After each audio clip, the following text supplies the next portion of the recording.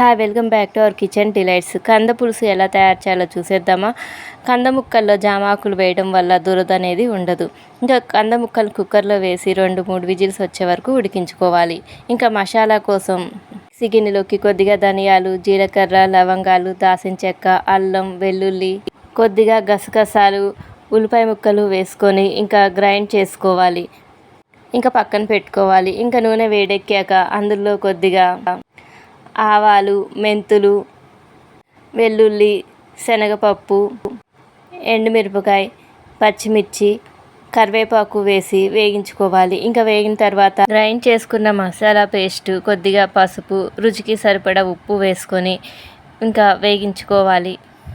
అందులోనే కారం కూడా వేసుకొని ఇంకా ఒకసారి వేగిన తర్వాత ఉడకబెట్టుకున్న కంద ముక్కలు వేసుకొని కొద్దిగా నీళ్లు పోసుకొని ఉడికిన తర్వాత చింతపండు రసం వేసుకొని దగ్గరికి ఉడికించుకోవాలి.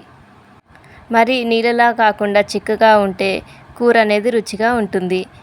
కంద పులుసు రెడీ. మీరు కూడా ట్రై చేసి ఎలా వచ్చిందో చెప్పండి.